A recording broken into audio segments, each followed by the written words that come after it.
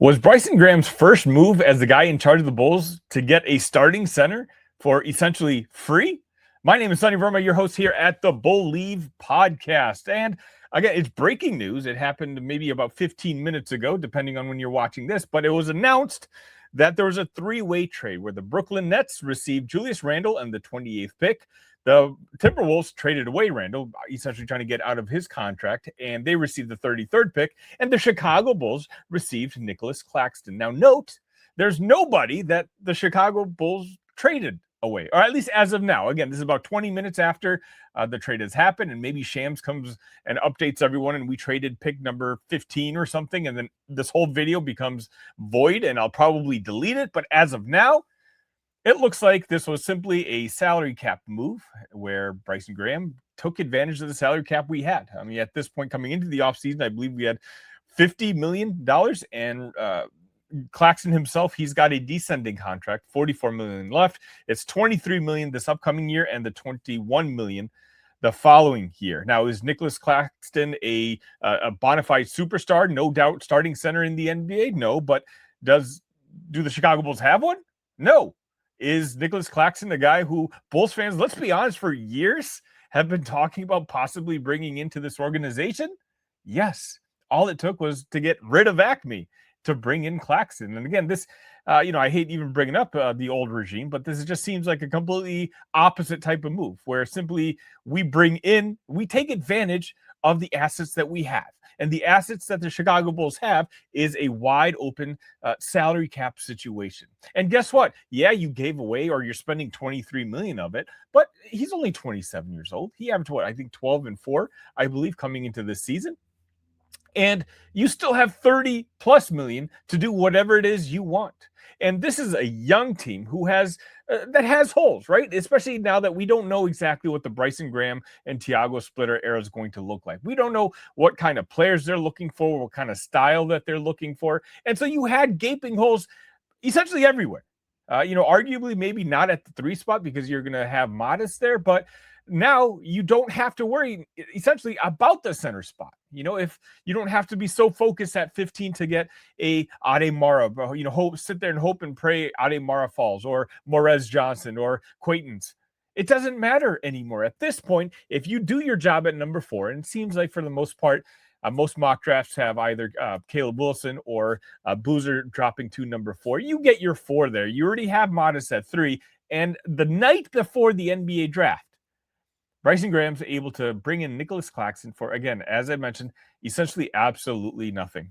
I think this is a fantastic trade. Again, this is before at least anything has been made official about what the Bulls have given up. It looks like this is simply a situation where the Chicago Bulls were able to absorb a cap deal. Minnesota, they're trying to sign guys like Ayo Dosunmu, and they're trying to make some moves. So they wanted to get off that Randle contract, I believe.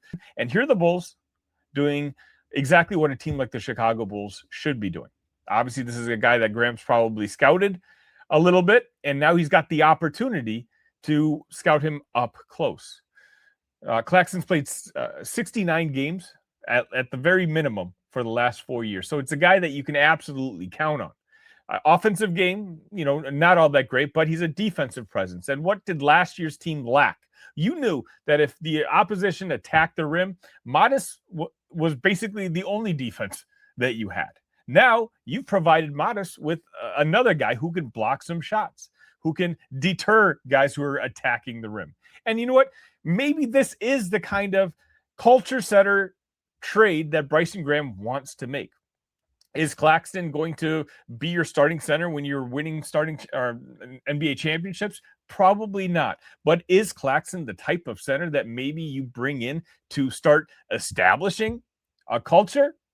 He very well could be. And again, the deal cost pretty much nothing. When you get to have the opportunity, when he signed his 4-year, $100 million contract a few years ago with Brooklyn fans were super excited, or when Brooklyn brought him in, they were super excited.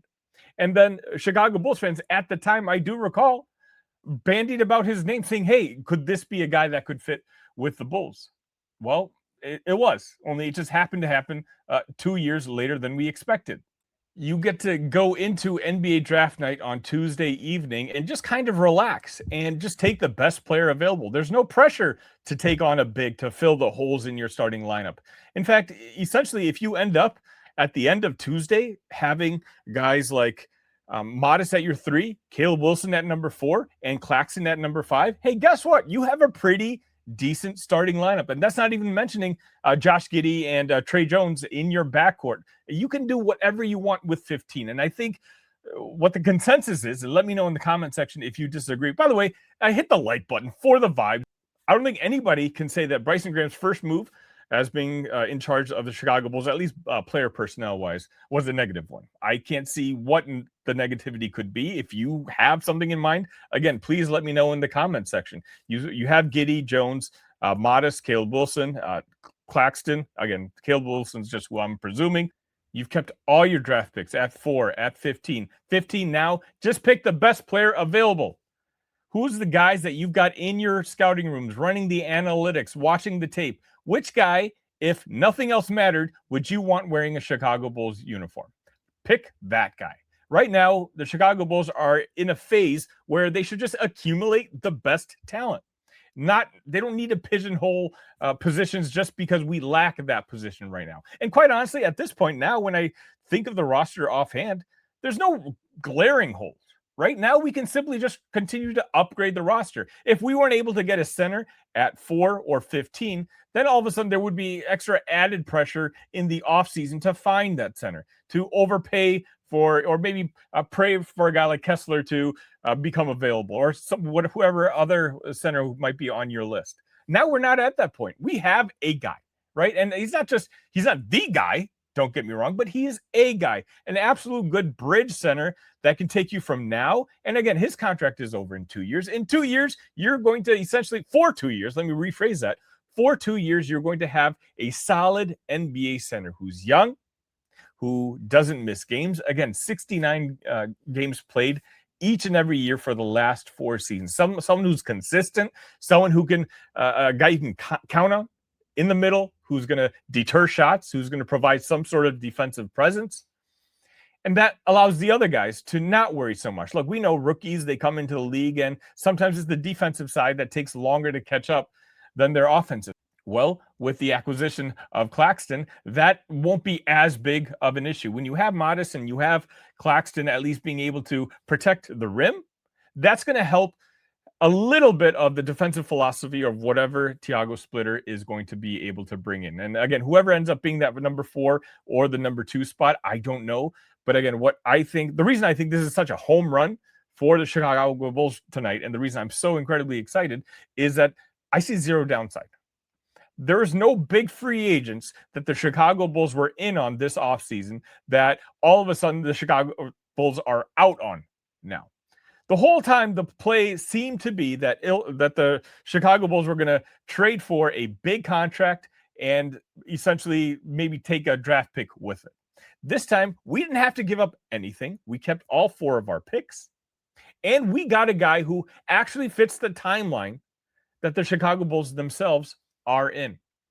Right now, we are in a reloading phase. We're going to find out in the next 3, 4, 5 moves what kind of team Bryson Graham is envisioning for next year. Look, when we hired Graham, one of the main positives to him were his draft picks and the types of players that he acquired at his previous destination. And so it's not like this is a brand new GM. He scouted Claxton. He knows what kind of player Claxton is. And so the fact that he was able to gain an asset without really giving up one, again, you gave up some of your salary flexibility, but you still have a lot. You still have $30 million to spend. You can maybe take on another bad contract, or you can actually splurge in the free agency market a little bit. Whatever you want to do, your roster got better. And what you gave up for it, you didn't lose all that much. And I think that in itself is a huge win for Bryson Graham on the eve of the NBA draft. How excited can you be as a Chicago Bulls fan? Me, again, it's late at night. It's Monday evening, the eve of the NBA draft. I'm watching the roundtable guys talk about their draft boards and who they think would be a good fit with this Chicago Bulls team. And I think that with one move, Bryson Graham was able to give the Chicago Bulls the flexibility to sit back, relax, and see who the fourth guy available is. Just draft him, whether it is Caleb, whether it is Boozer, Peterson, or AJ.